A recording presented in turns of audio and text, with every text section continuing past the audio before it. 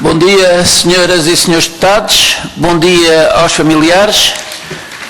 Muito obrigado, Sr. Inspetor António Conceição Moura, pela sua comparência.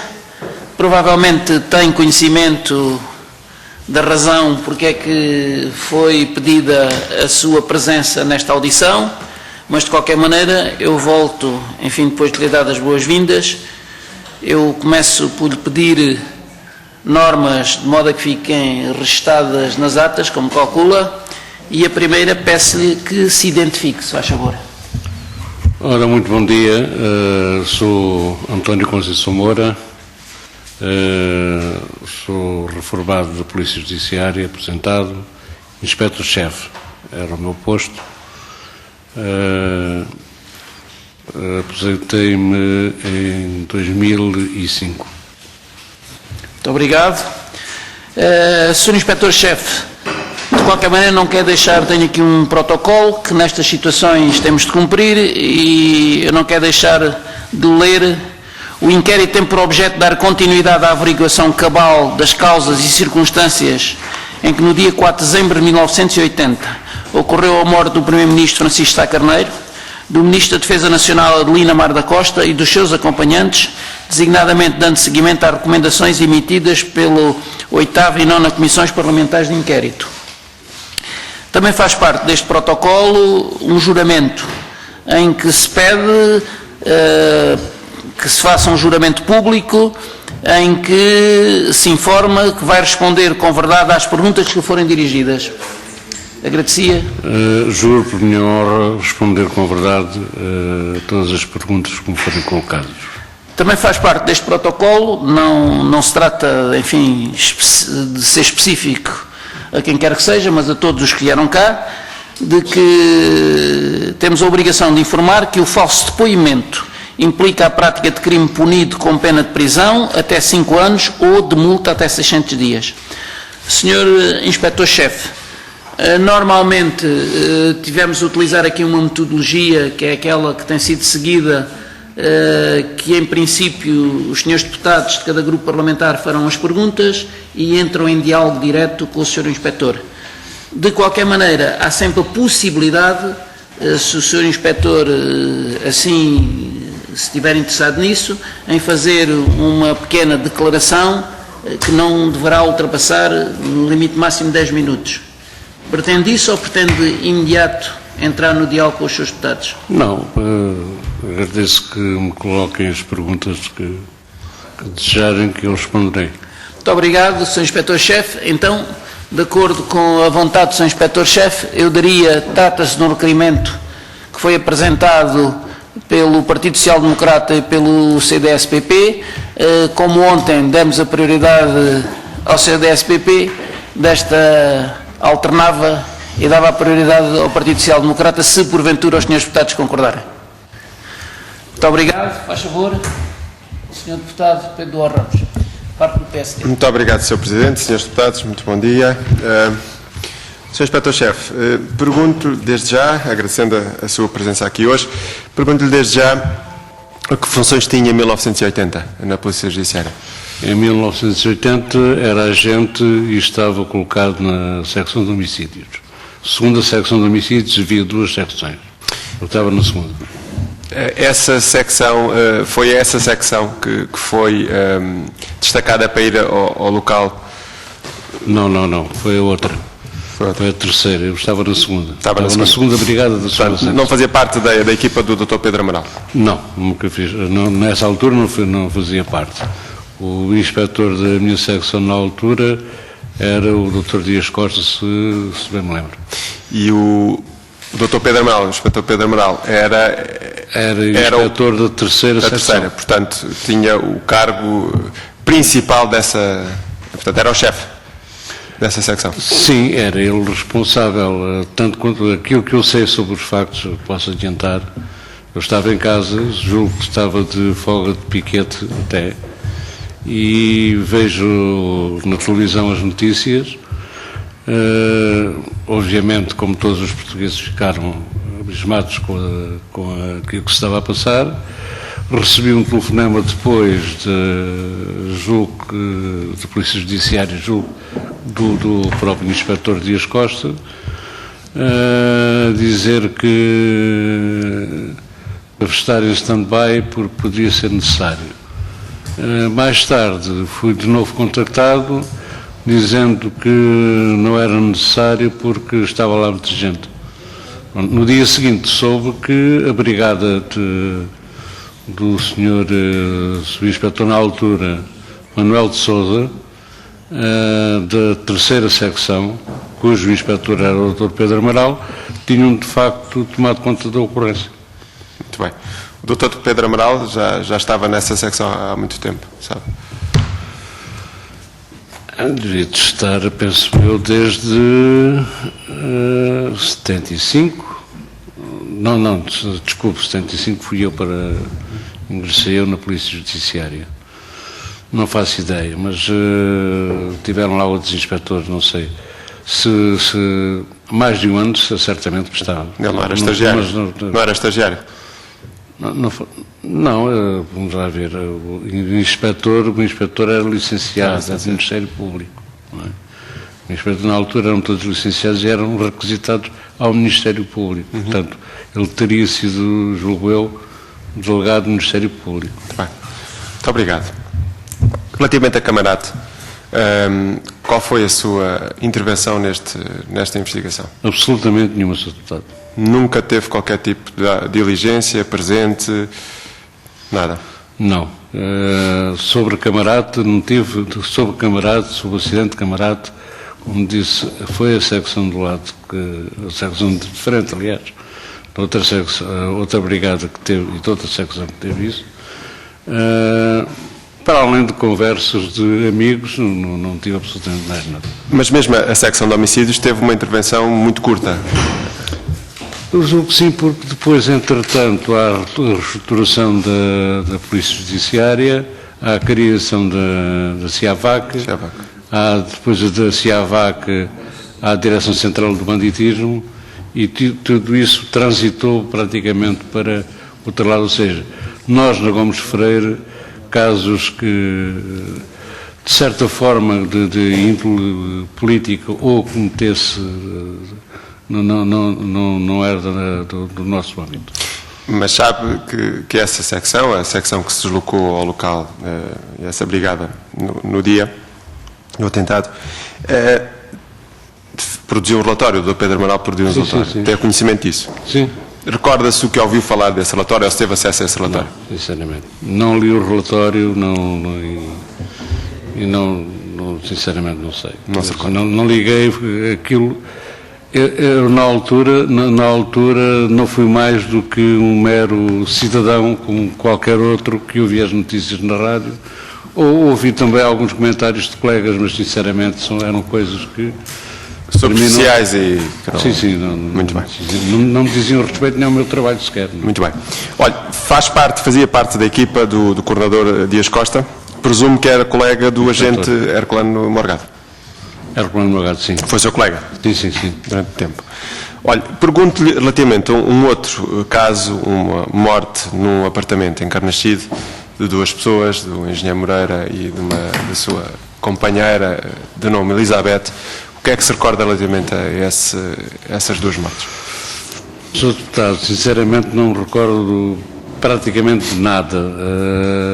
Foi 2 anos depois, foi em janeiro de 2083. Sim, para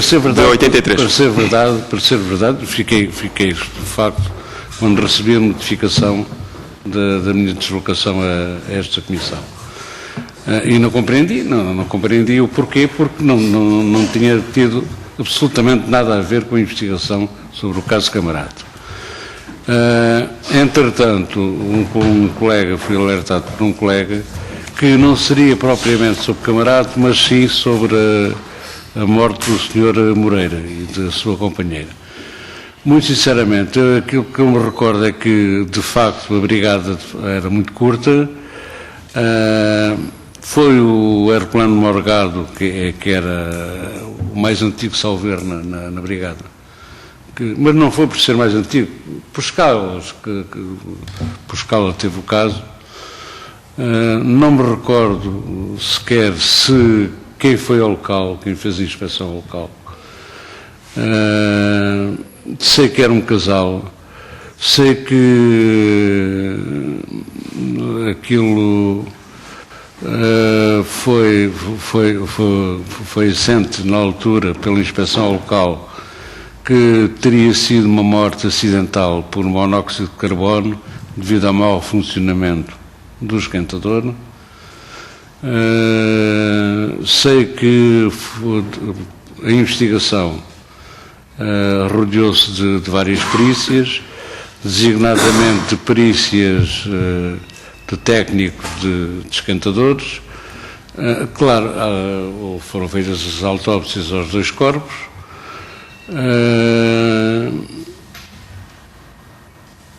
E aquilo que na altura na brigada, pelo menos, não é?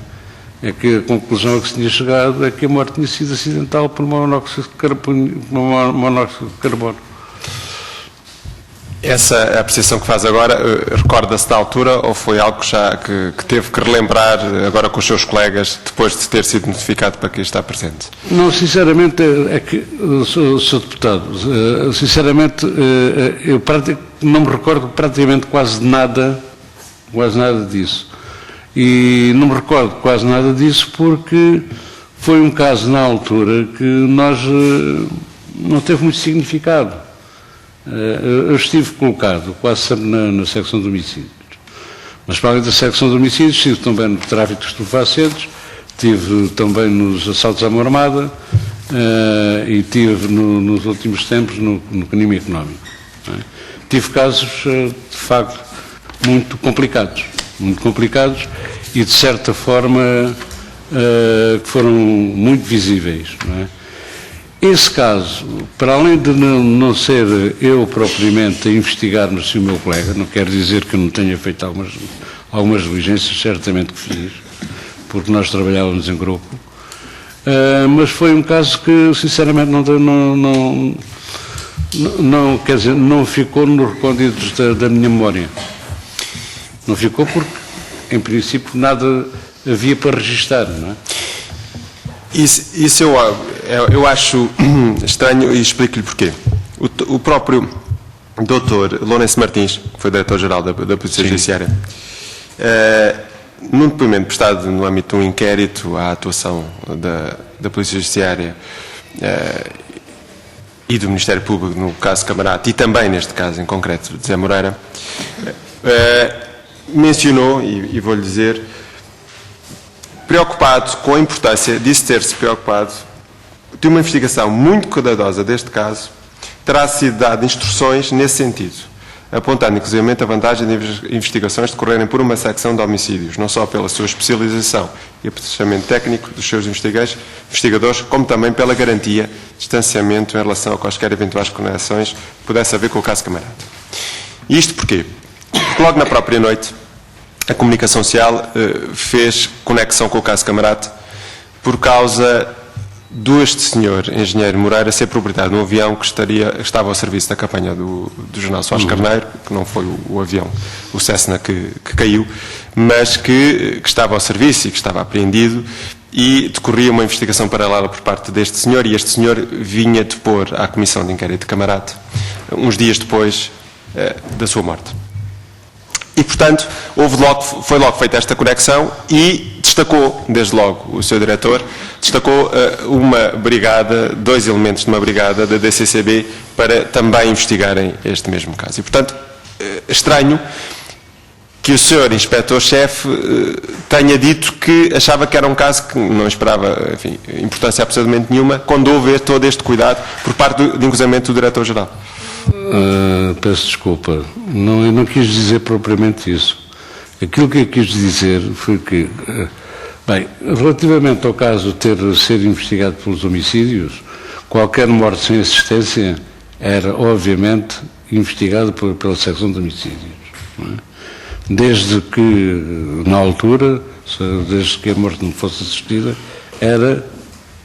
e, dando-se o caso de se tratar de uma morte eventualmente violenta, quer dizer, desconhecida devido deveria ter sido a ingestão de monóxido de carbono, era a secção de homicídios que teria sempre que fazer inspeção ao local.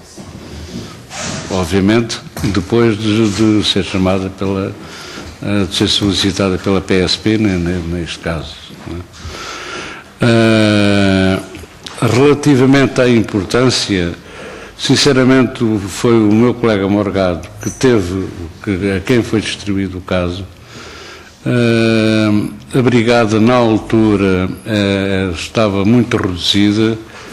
Se bem me lembro, não, fizeram-me recordar há dias, porque eu nem sequer me recordava da constituição da brigada, e ainda hoje não me recordo totalmente. Sei que estava o Samuel, sei que estava o Morgado, era eu, o Guerreiro da Silva, não sei se era mais alguém, sinceramente.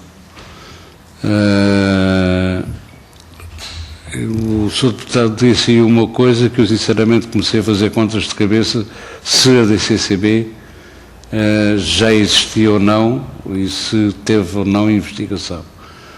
Não vale a pena puxar pela memória porque existia mesmo. Pois, é o facto. Pronto. É o facto. Pelo Pronto, eu tinha...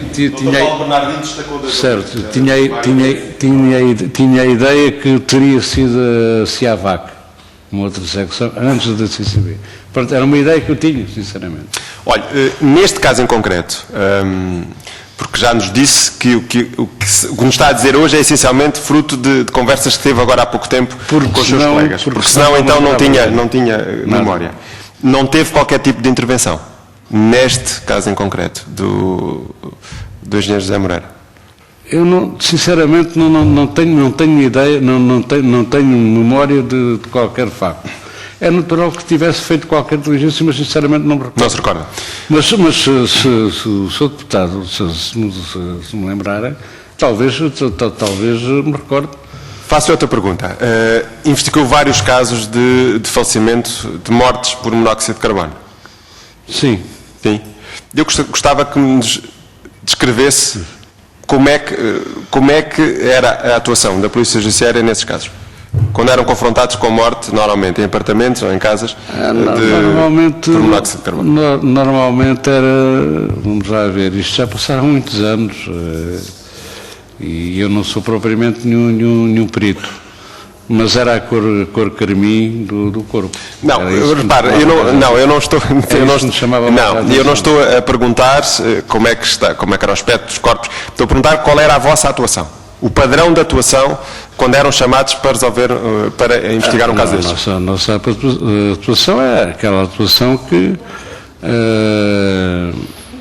de certa forma, vem do conhecimento e da preparação técnica que temos, não é?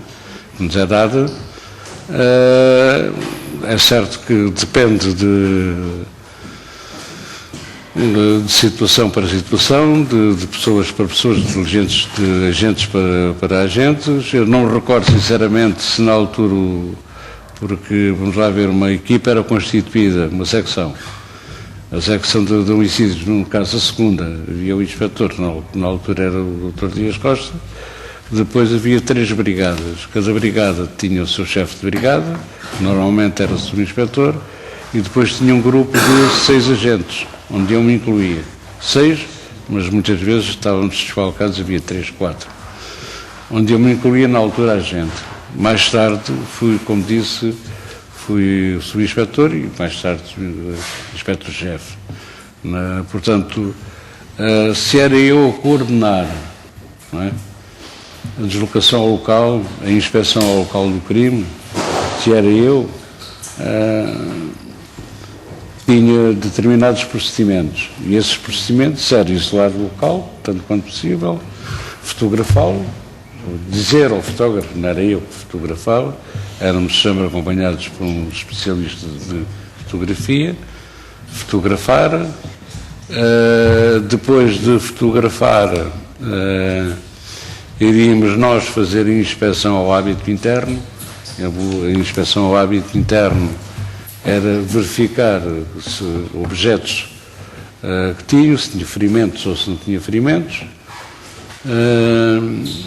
No caso concreto, a cor, se tinha a tal cor carmim,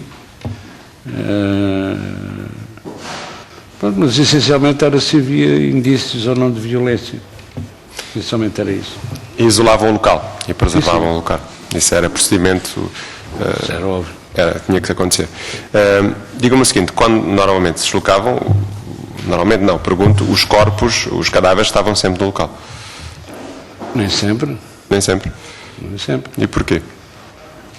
Porque a autoridade primeira já tinha desviado, ou então porque os corpos inclusive, a morte poderia ter-se dado num hospital, por exemplo. Não, evidente.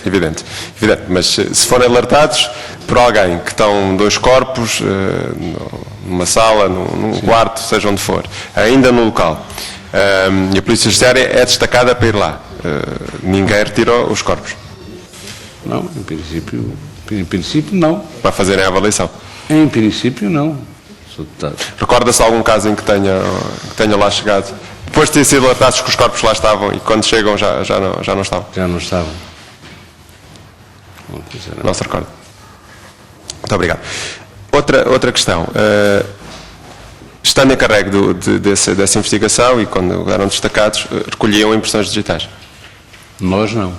Sim, mas mandavam recolher impressões digitais? O técnico normalmente recolhia impressões digitais. Normalmente, mas nem sempre. Aliás, era muito raro isso acontecer. Eu vou explicar porquê. Porque se a pessoa estava devidamente identificada, essa recolha de impressões digitais normalmente era feita depois no Instituto de Medicina Legal, pelo técnico, pelo funcionário que recebia os corpos. E não recolhiam impressões digitais no local? Recolhíamos impressões digitais nos locais, em vários locais, não as impressões digitais da vítima. Exatamente, mas a pergunta é se no local, perante um caso destes, uma morte, enfim, desconhecida, se não recolhiam impressões digitais ao local? Em princípio deveria recolher. Tá. No local, não à vítima. Sim, no local. Muito obrigado. Uma última questão. Como titular de determinado processo, de determinada investigação, acompanhava muitas vezes a autópsia, já foi dito aqui por colegas seus, a própria autópsia, e depois disso, naturalmente, que lia os relatórios da autópsia. Até porque, também já nos foi aqui dito, que eram os senhores, os titulares do processo, que tinham que fazer o relatório para submeter ao vosso chefe. A pergunta que lhe faço é... Relatório de inquérito. Inquérito, exatamente. A pergunta que faço é, quer esse relatório da autópsia, quer outros relatórios médicos, porque também já sabemos que havia relatórios médicos que vinham a posteriori de exames complementares, eram seguidos pelos senhores. Os seguidos, nomeadamente, o seu resultado. Bem, nem sempre nós assistimos às autópsias. Quanto à feitura do próprio relatório da autópsia, raramente nós assistíamos, porque a autópsia são todos aqueles atos médicos e com os ajudantes, não é? E depois a fase de relatório é posterior. Sim, mas a pergunta é, liam com cuidado o seu relatório? Não estou tão preocupado, a pergunta não é tanto se acompanhavam, se é um elemento essencial. Obviamente que tínhamos que ler. Tal como quem tinha um inquérito. Tal como os exames complementares, a análise a tecidos, era impensável fazer um relatório. Eram peças processuais. Evidente, ter um relatório sem analisar esses mesmos exames complementares. Sim, é uma peça essencial. É essencial. Nada mais, Sr. Presidente. Muito obrigado. Muito obrigado, Sr. Deputado. Muito obrigado, Sr. Inspetor-Chefe. Dou a palavra agora o Partido Social, Centro Democrático Social, PP, considera-se devidamente esclarecido. Passava aos representantes das famílias das vítimas, se porventura querem fazer alguma pergunta ao Sr. Inspetor-Chefe. Dona Eva não quer, Maria do Rosário não quer. Faz favor. Não quer? Prescinde. Então, Senhores deputados, senhoras e senhores deputados, familiares, dávamos por terminada aqui esta sessão. Recordo que da parte da tarde reinicia-se às 14h30 e na terça-feira já está o programa oficializado com início às 9h30 da manhã. Agradeço, Sr. Inspetor, e muito obrigado. Okay, muito E obrigado. dávamos aqui por terminada esta sessão. Lamento não poder ajudar mais, mas sinceramente não. Muito obrigado. Com licença. Inspetor.